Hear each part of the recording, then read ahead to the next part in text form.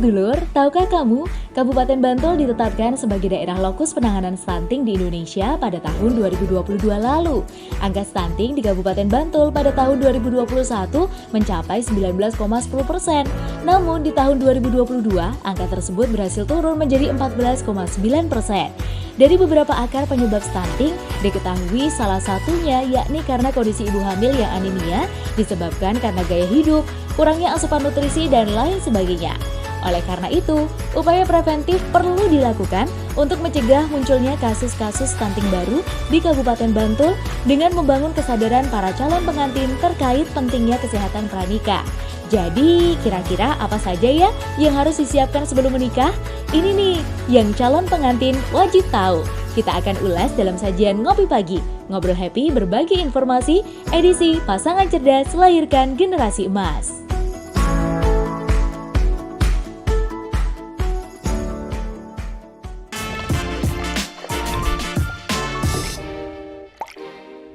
Assalamualaikum warahmatullahi wabarakatuh. Selamat pagi sedulur Bantul. Apa kabarnya? Semoga senantiasa baik ya. Senang sekali hari ini program Ngopi Pagi Ngobrol Happy berbagi informasi dari Bantul TV bisa kembali hadir menemani sedulur Bantul dalam sajian Pasangan Cerdas Lahirkan Generasi Emas. Nah, tentunya bersama saya Amalia Miftah dan saya nggak sendiri karena ditemenin sama bestie saya hari ini. Seperti biasanya ada siapa di sana?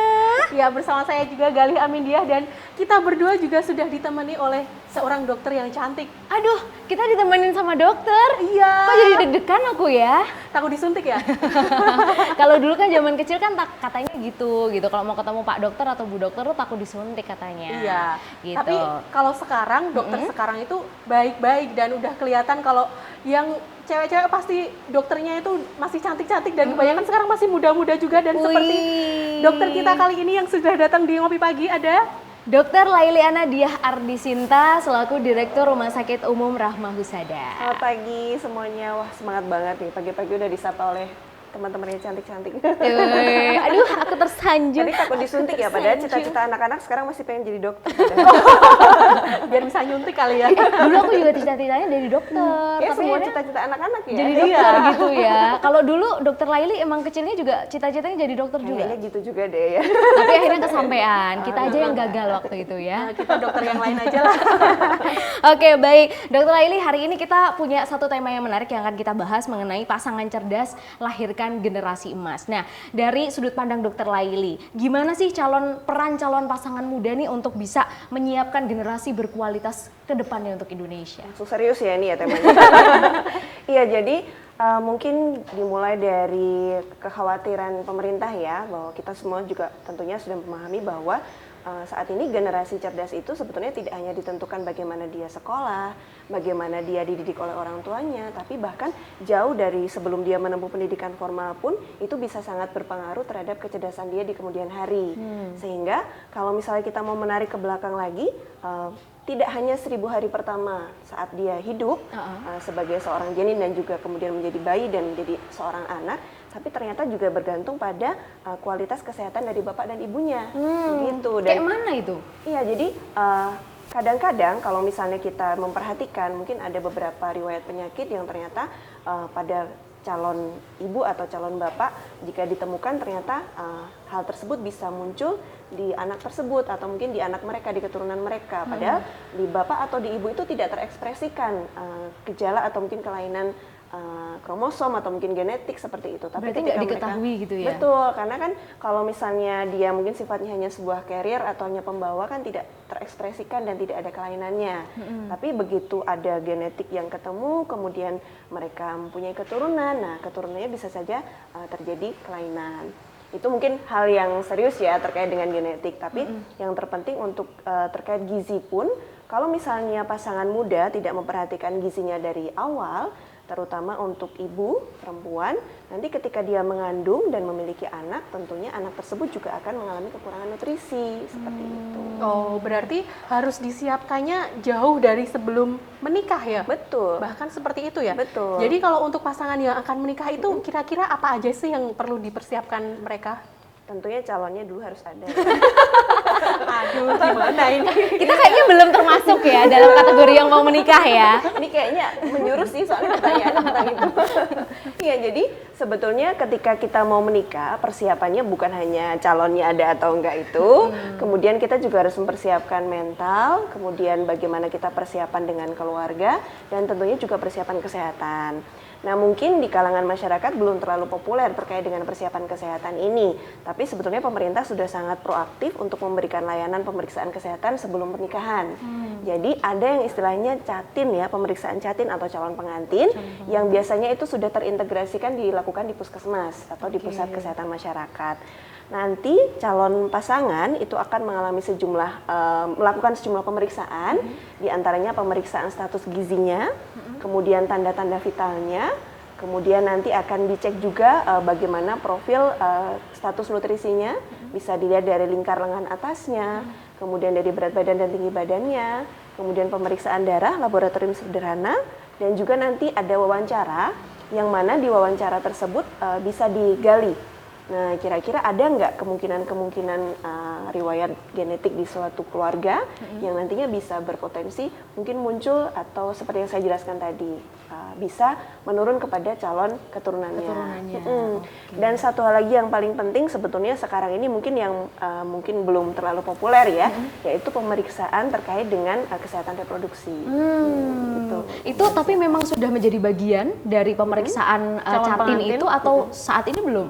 Sudah, sebetulnya untuk masing-masing daerah mungkin ada kebijakan sendiri-sendiri ya, tetapi sekarang saya rasa beberapa pasangan muda juga sudah update infonya bahwa kalau misalnya kita mau melakukan sebuah pernikahan tentunya tidak jauh dari hubungan untuk suami istri ya, kemudian nanti untuk menghasilkan keturunan. Nah, untuk melakukan hubungan tersebut kan sebetulnya itu hal yang berisiko, baik untuk ibu maupun untuk perempuan atau untuk laki-laki ataupun nanti untuk keturunannya. Sehingga biasanya kita bisa melakukan pemeriksaan seperti cek status HIV-nya, kemudian cek status sifilisnya, kemudian pemeriksaan lainnya yang berkaitan dari infeksi menular seksual. Itu semuanya sudah bisa difasilitasi oleh puskesmas? Bisa. Sekarang lebih lengkap lagi ya. Tidak hanya di puskesmas, di rumah sakit juga bisa. Sudah bisa. Secara mandiri bisa. Dan sekarang makin aware juga nggak sih calon pengantin soal terkait hal itu juga, Dokter? Iya, betul. Karena mungkin persoalan kita di hari-hari ini ya tidak melulu tentang kesehatan reproduksi, tidak melulu kesehatan tentang gizi yang saya sebutkan tadi, tapi kita juga berkelut dengan kegiatan-kegiatan yang sifatnya sedimentary lifestyle ya. Jadi kayak pola hidup kita itu sebetulnya udah serba instan, kemudian makanan yang kita konsumsi atau mungkin teknologi yang ada di sekitar kita itu juga sangat mempengaruhi kesehatan, sehingga wanita-wanita muda, pasangan-pasangan muda itu juga harus memperhatikan kesehatannya yang nantinya akan berpengaruh pada generasi penerus. Tapi ini kayaknya dari tadi wanita terus nih. Kalau yang laki-laki itu emang risikonya emang gedean ceweknya gitu ya, Dokter ya? Sebetulnya sama aja ya, karena bapak ini kan kalau nggak ada juga nggak akan ada keturunan gitu. Iya benar, semuanya bisa menyumbangkan hal yang sama gitu. Seperti misalnya thalassemia ya, penyakit keturunan, lagi-lagi kembali ke situ. Kalau misalnya penyakit keturunan pada laki-laki itu kadang dia kalau misalnya bertemu dengan perempuan yang dia juga memiliki keturunan untuk membawa gen untuk thalassemia, nanti anaknya sudah pasti yang laki-laki itu bisa jadi terkena thalassemia seperti itu. Atau mungkin yang perempuan juga bisa kalau genetiknya kuat. Nah, tapi sebetulnya kenapa kita membicarakan perempuan terus sih? Karena yang nantinya akan memberikan keturunan kan perempuan gitu, dan yang berimbas secara langsung memang perempuan. Tapi sebetulnya laki-laki juga mempunyai peran yang sama gitu untuk menjaga kesehatannya. Karena kalau misalnya sekarang gini, kita tadi berbicara tentang penyakit genetik, kemudian tentang generasi yang gizi kurang begitu karena mungkin kebutuhan pemenuhan gizi dari pasangan belum terpenuhi. Sekarang ada juga terkait dari kondisi seorang pasangan yang mungkin kesulitan memiliki keturunan. Nah, atau mungkin kalau misalnya di kalangan umum kita sebutnya mohon maaf mandul seperti itu ya. Terus sebenarnya belum diberikan kesempatan memiliki momongan. Nah, itu bukan hanya dari satu sisi saja sebetulnya yang berpengaruh, tapi bisa jadi itu kesehatan reproduksi dari si laki-laki atau calon pengantin yang laki-laki itu kurang baik. Berarti belum lagi kena masalah sosialnya, banyak pertanyaan kan pasti nanti, kok nggak isi-isi gitu, bisa nggak sih katanya. Waduh, jadi itu secara teknisnya ya. Iya gitu kan Kan biasanya kan tekanan sosialnya kan lebih tinggi gitu loh dokter. Dan kalau misalnya kita lagi stres juga ya, jangan salah, nanti makin stres makin nggak bisa juga itu jadi itu buah hati di nanti-nanti. Oke, dokter, kalau misalnya dari sekian banyak kasus di lapangan tadi semakin tinggi juga awareness dari calon pengantin untuk memeriksakan diri gitu ya. Sebenarnya kasus-kasus apa sih yang belakangan ini sering ditemui kepada calon pengantin? Yang paling banyak kita temui di lapangan itu adalah calon pengantin yang mengalami gizi kurang atau dalam kondisi anemia. Nah, itu yang anemia cewek berarti? perempuan. Kalau yang laki-laki malah justru belakangan ini ya kebalikannya gitu. Jadi belum jadi bapak-bapak tapi udah gizi ganda ya. Sebutannya seperti itu. Nah, Gizi kenapa itu menjadi suatu permasalahan gitu ya? Karena kalau misalnya seorang perempuan dia dalam kondisi kekurangan energi yang kronis, artinya dia sebetulnya dalam tubuhnya sendiri cadangan mineral-mineral atau mungkin vitamin atau hal-hal yang sifatnya itu dibutuhkan untuk nanti kesehatan janin atau putranya atau putrinya itu sebetulnya sudah tertumpuk sejak lama. Kita itu mendeposit atau menabung gizi yang ada di tubuh kita itu sebenarnya prosesnya panjang. Dan kalau kita dalam suatu kondisi kekurangan hal-hal yang misalnya hemoglobinnya rendah atau HB-nya rendah, kemudian kadar zinknya atau magnesium itu kan hal yang terlihat dari laboratorium ya. Nah, hal yang lebih kecil lagi yang tidak terlihat dari segi laboratorium berarti sebetulnya dia lebih rendah lagi dan itu beresiko nantinya akan membuat kecerdasan bayi atau mungkin perkembangan dan pertumbuhan bayi atau janin nanti menjadi kurang. Yang stunting itu ya dok? Nah, itu dia. Itu salah satu faktor dari penyebab stunting. Itu anemia ya. Tapi kalau misalnya untuk bapak-bapak nih atau mungkin calon bapak-bapak yang saya sebutkan tadi ada gizi ganda tadi, itu berpengaruhnya adalah pada kualitas dari air maninya atau si calon bibitnya. Betul, maksudnya yang nanti akan membuahi sel telur di perempuan. Kalau dia dalam kondisi kurang sehat, kualitas sel mani atau spermanya juga kurang baik, nanti produk yang dihasilkan itu juga nanti tidak seoptimal yang kita harapkan. Begitu. Berarti itu dua-duanya punya perannya masing-masing gitu ya. Nanti kita akan bahas lebih lanjut sepertinya makin asik ya kan. Ibu-ibu calon ibu biar sehat, yang bapak-bapak juga biar nggak gizi ganda gitu kan. Seperti apa nanti selengkapnya kita akan simak setelah pariwara yang berikut ini. Tetap bersama kami di Ngopi Pagi, ngobrol happy, berbagi informasi.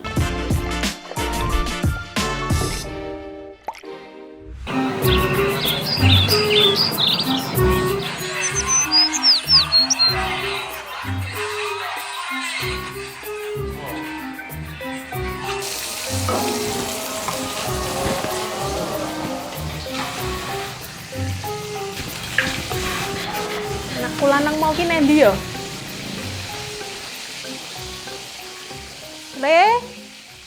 PR iki gak digarap sih kek.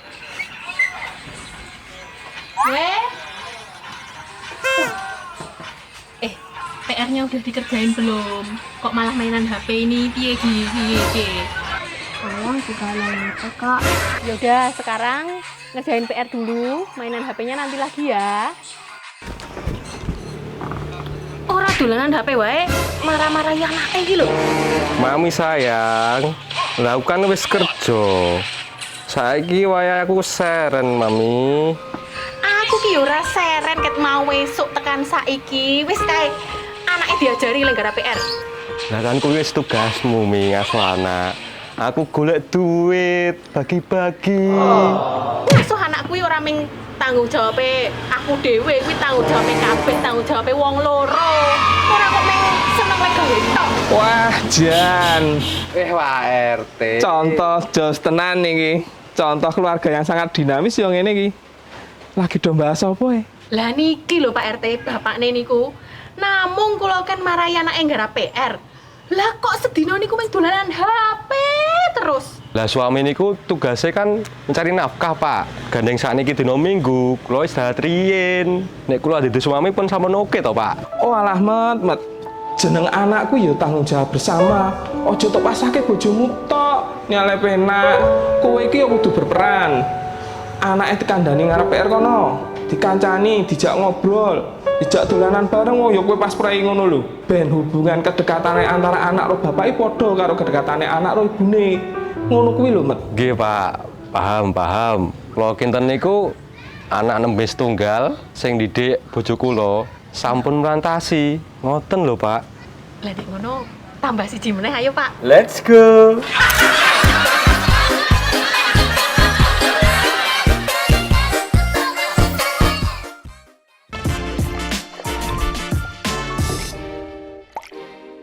Ya, terima kasih masih bersama kami di Ngopi Pagi dan kita juga masih ditemani oleh dokter cantik Dokter Laili Ana.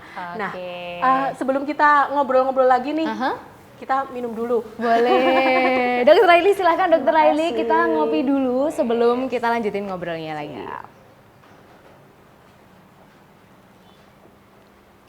Gulanya lumayan banyak ya, Bu?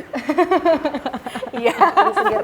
Iya, seger kalau kata dokter. Oh iya, boleh. Ya, Dok, kita kan tadi udah ngomongin yang sebelum menikah nih. Nah, kita sekarang ngomongin yang setelah menikahnya.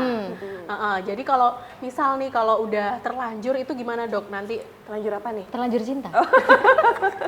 Ini bukan terlanjur yang terlanjur itu ya maksudnya ya. Maksudnya sudah terlanjur menikah, terus mungkin baru periksa, baru tahu kalau ternyata oh kok ada masalah ini gitu. Terus harus gimana nih? Bagaimana begitu? Ya, mungkin sedikit menambahkan juga ya, tadi ada hal yang penting yang belum saya sampaikan bahwa selain pemeriksaan kesehatan, kemudian konsultasi dengan psikologis ataupun ada pembimbingan dari KUA ya sekarang, ada juga satu hal yang perlu diperhatikan yaitu imunisasi TT. Oh iya. Bagi calon pengantin yang mana itu juga berlanjut setelah dia menikah, itu dilanjutkan. Jadi imunisasinya itu akan memberikan proteksi selama 25 tahun ke depan terhadap tetanus dan juga utamanya tetanus sih ya, untuk supaya dia kebal atau tidak terlalu parah terdampak apabila ada infeksi bakteri tetanus toksoid seperti itu. Nah itu sebelum menikah paling tidak 2 minggu lah atau 1 bulan sebelum menikah kan tetanus TT yang pertama, imunisasi TT yang pertama. Kemudian nanti jarak paling tidak 4 minggu setelah tetanus toksoid yang pertama nanti dilanjutkan lagi imunisasi yang kedua. Oh, ini aku baru denger loh. Oh ya. Kemudian emang nanti gitu ya? Jarak 3 sampai 6 bulan berikutnya nanti ada dosis yang ketiga berarti, kemudian nanti dosis ketiga, keempat dan kelima. Oh, aku Nah, pikir cuma 1 kali aja. Iya kan sebelum kebanyakan nikah seperti aja. itu. Jadi setelah udah sebelum nikah jadi syarat kan, habis itu udah nikah udah deh lupa. Oh, Nah, padahal sebenarnya masih ada rangkaian. betul, Berapa karena kali, Dok? 3 kali berarti ya? sampai 5. Oh, 5? Iya, karena kita mau memberikan proteksi terhadap tetanus itu sampai 25 tahun. Bahkan ketika dia hamil pun atau sesudah menikah ya, dia hamil itu juga bisa diberikan imunisasi tersebut. Oh, nggak apa-apa, aman ya, Nggak apa-apa, walaupun aman. lagi hamil. Dan itu semuanya free di puskesmas Iya, atau nanti kita harus mandiri? Difasilitasi di puskesmas. Oh, padahal gratis loh. Iya, kudune kan dia gari teko. Tinggal iya. datang doang gitu kan. Cuma mungkin mager ngantrinya kali. Ya benar.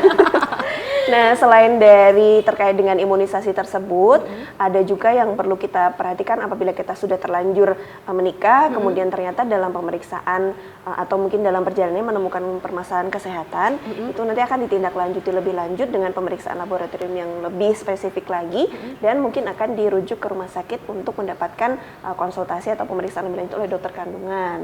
Misalnya kalau itu terkait dengan infeksi menular seksual, atau mungkin terkait dengan tadi ya, kesulitan untuk mendapatkan keturunan, atau mungkin hal-hal yang berkaitan dengan kelainan genetik tersebut. Itu berarti otomatis kalau misalnya mungkin tadi ada infeksi gitu ya, Dok ya. Berarti emang harus ditunda dulu gitu untuk memperoleh keturunannya atau seperti apa biasanya? Sebetulnya kalau tergantung kondisinya. Kalau misalnya dia dalam kondisi, kita ngomongin yang awam ya, misalnya HIV atau HIV ya, virus HIV. Kalau misalnya pasangan itu ternyata dua-duanya HIV positif atau mungkin salah satu HIV positif, itu mereka harus dikontrol kadar virusnya di dalam tubuh, supaya apabila mereka memang memutuskan untuk memiliki keturunan itu, atau sebenarnya kan kita menyarankan untuk tidak ya, karena beresiko untuk keturunan berikutnya. Tapi kalau kan kita nggak tahu ya, rezeki dari Tuhan, kalau misalnya mereka diberikan keturunan, nanti harapannya anak ini tidak tertularkan karena kondisi bapak dan ibunya itu dalam kondisi virusnya terkontrol. Betul. Oh, tapi masih ada peluang, Dok, tidak tertular itu masih bisa? Masih bisa. Bahkan pasien atau mungkin pasangan yang dengan HIV positif banyak sekali yang ketika mempunyai anak, alhamdulillah anaknya tidak. Karena di situ selain nanti kita, nah itu bagusnya kalau kita melakukan pemeriksaan dari awal, kita bisa mempersiapkan, wah ternyata hamil, oh berarti apa saja nih yang bisa dilakukan untuk mencegah supaya anaknya tidak tertular. Mungkin secara persalinannya nanti tidak dilakukan secara normal, mungkin dilakukan secara seksi sesaria ya, karena supaya meminimalkan kontak cairan tubuh ibu terkena ke bayinya. Seperti itu. Nah kalau misalnya tadi juga dokter Aini sempat menjelaskan gitu ya tentang kalau seorang perempuan tuh kalau mau hamil tuh nutrisinya harus baik gitu. Kalau misalnya dia kondisinya nih dok, seorang perempuan itu oh ternyata tuh kurang gizi gitu. Nah itu harus gimana? Diperbaiki dulu atau mungkin bisa sambil jalan ditunda proses nikahnya hamil gitu. Atau ditunda nikahnya gitu kan? Kalau ditunda nikahnya yang pihak laki-laki demo ya. Jadi sebetulnya kalau untuk pemenuhan nutrisi itu bisa dilakukan secara kontinu dan berkelanjutan. Nah itu yang terpenting ya. Jadi bukan hanya menjadi persyaratan sebelum menikah, tetapi ketika dia sudah menikah dan berproses untuk program hamil juga harus tetap menjaga kebugaran tubuhnya dan asupan nutrisinya. Nah sebetulnya kalau misalnya kita mau lebih aware lagi, saat ini pemerintah juga sudah memfasilitasi pemberian tablet tambah darah untuk pelajar putri ya di usia-usia SMA sederajat. Sehingga harapannya nanti ketika dia mau mempersiapkan pernikahan, dia tidak dalam kondisi kurang gizi atau yang paling sering kita jumpai adalah anemia. Nah satu hal lagi nih yang menarik nih, karena generasi muda zaman sekarang kan inginnya kayak bintang-bintang film, artis-artis gitu ya. Iya itu. Amel nih dok. Jadi jangan terlalu membatasi diri dengan asupan nutrisinya atau biasa disebut dengan diet ya. Diet yang terlalu ketat dan tidak berimbang itu bisa berpengaruh terhadap status nutrisi seseorang yang nantinya akan berpengaruh buruk juga untuk persiapan kehamilan begitu. Jadi kalau teman-teman sekarang ini sedang menghadapi program diet, hati-hati. Dikonsultasikan betul-betul dan harus seimbang. Karena jangan sampai karena diet itu kita kekurangan mikronutrisi yang kecil-kecil yang mungkin tidak terlihat di laboratorium tadi, dan makronutrisi yang itu penting buat anak kita besok gitu. Berarti nggak boleh sembarangan nggak makan, nggak makan nasi, makannya 2 hari vitamin sekali. Kekurangan energi. Ini Tapi kayaknya banyak masih harus juga. ditambah lagi ya. Oh gitu ya? Bisa sparing. Oh iya benar-benar. Yang ini gizi ganda, yang itu Gizi kurang gitu ya kita ya. Aduh, perlu perbaikan gizi ini. Nah, sangat menarik begitu ya dokter ya kalau ngomongin soal persiapan pernikahan sebagai seorang pasangan gitu. Tidak hanya prewed-prewed aja, nggak cuma meeting sama WO ya kan, fitting baju gitu kan. Tapi ternyata juga kesehatan Gizinya, itu perlu banget untuk kita ketahui gitu. Nah, ada nggak sih tips dan juga trik dari dokter Laili nih untuk para calon manten gitu. Kebetulan nanti ini tayangnya ini menjelang masa-masa menjamurnya pernikahan ya dokter ya. Gitu. Ada nggak tips dan trik dari dokter Laili untuk calon manten yang ada di rumah mungkin? Iya, jadi sebetulnya generasi muda sekarang ini pastinya banyak informasi yang bisa diakses ya. Jadi bijak-bijaklah untuk mempersiapkan pernikahan itu tidak hanya dari segi yang tadi disebutkan saja, tetapi mulai memperhatikan kesehatan. Karena apa? Teman-teman itu sekarang itu posisinya adalah sebagai agen dari perubahan ya. Karena kita mungkin tahu ke depannya kita punya bonus demografi nih, akan banyak kelahiran, akan banyak generasi muda seperti itu. Dan generasi muda itu kualitasnya ditentukan oleh teman-teman gitu. Dan tabungan gizi atau nutrisi yang dicukupi dari sejak dini akan berpengaruh positif untuk di kemudian hari. Bukan hanya kekurangan energi yang menjadi perhatian kita, tapi kelebihan energi atau kegiatan yang kurang banyak magernya gitu ya. Apalagi kemarin habis pandemi di rumah terus, makan terus. Nah, kelebihan energi atau mungkin kelebihan nutrisi juga bisa bermasalah loh nanti untuk keturunan kita. Sehingga rekan-rekan ayo selain menjaga persiapan mungkin dari mental, kemudian fisiknya juga fisik maksudnya kayak materinya ya, tapi juga persiapan kesehatan juga harus dipenuhi seperti itu. Selain berkonsultasi nanti di layanan kesehatan terdekat, teman-teman juga bisa mengakses pertemuan-pertemuan atau mungkin seminar-seminar yang saat ini mungkin banyak digalakan lah untuk mencegah stunting itu sendiri dan menghasilkan generasi-generasi emas berikutnya. Kita masuk ke segmen berikutnya Mbak Galih, yaitu segmen Mitos atau Fakta. Oke, dari Mbak Galih dulu deh boleh. Yang pertama, makan toge bikin cepat hamil. Kalau nggak ada pasangannya juga hamil. Oh iya. Jawabannya mitos ya. Oke. Tapi ada sisi baiknya juga karena toge atau yang kita ketahui mungkin kecambah itu banyak mengandung vitamin E, yang mana vitamin itu juga merupakan suatu sumber untuk menunjang kesuburan. Sehingga kalau teman-teman semuanya rutin mengkonsumsi atau dalam jumlah cukup mengkonsumsi vitamin E, itu bisa menunjang kesuburan dan mempermudah untuk mempunyai keturunan. Oh, salah satunya dari makan toge. Betul. Iya. Ini cowok apa cewek atau semuanya? Semuanya. Oh, semuanya. Kesuburan untuk semuanya. Tolong diperhatiin.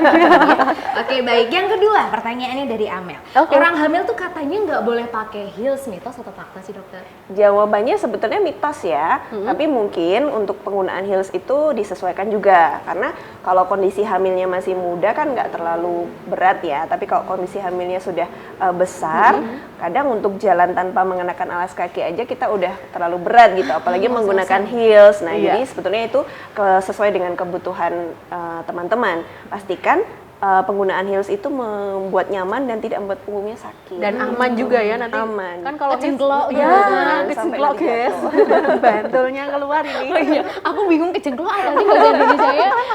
Tersandung beda terjatuh. juga. Susah ya. Ya. Oke, baik. Selanjutnya, punya kucing bikin susah hamil. Jawabannya adalah Ding ding ding ding. mitos. Mitos. Iya. Jadi banyak pecinta kucing yang anaknya juga banyak loh gitu sebetulnya. Kayak kucingnya ya. Sebetulnya untuk masalah kucing ini ya, atau mungkin hewan peliharaan itu kita menganalogikan karena mungkin adanya virus toksoplasma seperti itu ya. Jadi orang-orang menganggapnya wah kalau punya kucing nanti tertular virus tokso kemudian jadi susah punya anak. Tapi sebetulnya kalau misalnya kita merawat kucing dengan baik kemudian tidak ada indikasi terkena virus tersebut ya tidak akan bermasalah gitu. Tapi memang kalau misalnya kita berdekatan dengan hewan peliharaan yang tidak kita jaga dengan baik itu bisa berpotensi untuk menularkan penyakit. Tidak hanya membuat kita susah hamil tapi juga bisa mempengaruhi kondisi kesehatan janin yang kita kandung. Tapi bukan terus kucingnya itu menyebabkan tidak bisa hamil, enggak. Cuman kalau dalam kondisi tertentu dia membawa virus nih, nah itu bisa. Jadi itu Oke, baik. Kemudian dokter, ini untuk ibu-ibu hamil di rumah mendengarkan musik klasik itu bisa bikin janin cerdas, mitos atau fakta? Oke, jawabannya fakta. Oh, fakta. Iya, Oh, berarti bener kalau itu iklannya bener berarti ya.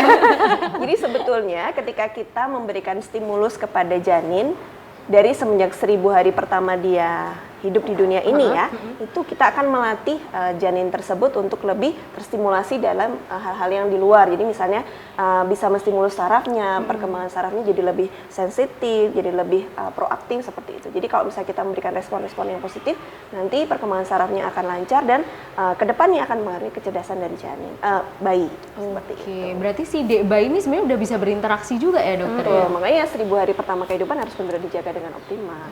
Oke, baik. Oke, the last one ini dokter, mitos atau fakta? Makan pedes saat hamil itu bikin kontraksi katanya. Sebetulnya yang betul adalah kontraksi ususnya ya, bukan rahimnya, jadi berbeda. Ya, Itu rasanya beda ya dokter ya? mungkin ya pada sebagian orang tidak bisa membedakan. Gitu. Jawabannya adalah mitos. Tapi memang sebaiknya mengkonsumsi makanan pedas ketika hamil itu dibatasi. Karena kalau misalnya nanti ada mulus-mulusnya nih kan jadinya nggak nyaman ya, kemudian bolak-balik ke kamar mandi, terus kalau misalnya kita panik atau dalam kondisi yang malah justru bikin kita tegang itu, nah itu malah bisa mengakibatkan kontraksi beneran nih pada kondisi kehamilannya gitu. Boleh dari dokter Laili diberikan pesan-pesan atau mungkin ya pesan lah ya dokter ya untuk calon-calon pengantin yang ada di Kabupaten Bantul. Dan juga pasangan muda, Dok. Oke, jadi mungkin tadi sudah kita sebutkan ya banyak hal yang sudah kita sampaikan, tapi yang jelas pasangan muda ayo kita lebih aware lagi terhadap persiapan untuk menjelang pernikahan. Karena untuk menjamin generasi penerus kita adalah generasi yang cerdas dan juga generasi emas, itu sangat berpengaruh pada kondisi kesehatan kita saat ini. Bukan hanya kesehatan secara jasmani, tapi juga kesehatan secara mental. Jika kita pengetahuannya lebih luas, jika kita mempersiapkan lebih baik, maka kedepannya akan berjalan lebih baik juga. Dan mungkin ini hal yang penting juga, teman-teman bisa memanfaatkan teknologi informasi itu dengan lebih bijak, dengan mengakses informasi-informasi yang sifatnya tidak hoax dan bisa dipertanggungjawabkan supaya tidak sesat jadi mitos atau fakta itu tadi gitu. Oke, ya. baik, dokter. Dan satu lagi boleh? ayo kita meningkatkan pola hidup yang sehat dan berimbang. Jadi jangan cuma diet asal-asalan, jangan cuma makan enak-enakan terus, kita juga harus memperhatikan tubuh untuk generasi penerus kita ke depannya. Terima kasih banyak Dokter Laili Sami-sami. sudah berbagi informasi, ngobrol sama kita hari ini. Semoga Iya. lain waktu kita bisa ketemu lagi. Amin, dalam kondisi yang bahagia ya. Iya, tentunya selalu kan acara kita ngopi pagi, ngobrol happy, berbagi informasi. Oke, baik, terima kasih banyak sedulur Bantul sudah setia menyimak ngopi pagi pada edisi kali ini, edisi Pasangan Cerdas Lahirkan Generasi Emas. Dan tentunya kita ajak juga sedulur Bantul untuk follow semua sosial media pemerintah Kabupaten Bantul, ada di Twitter, ada di Facebook, kemudian Instagram dan juga TikToknya @pemkapbantul. Dan jangan lupa juga untuk subscribe Bantul TV, nyalakan loncengnya biar selalu dapat info kalau misalnya kita update video yang baru. Kalau begitu saatnya saya Amalia Mirta mohon pamit undur diri. Ya, saya Gali Amindiah juga pamit undur diri. Kita ketemu lagi di edisi berikutnya. Wassalamualaikum warahmatullahi wabarakatuh dan sampai jumpa. I saw you hanging by the club again. You wore that dress that made you stand out from your friends. I took a moment to hesitate. You had me feeling more than I could comprehend. I wanted to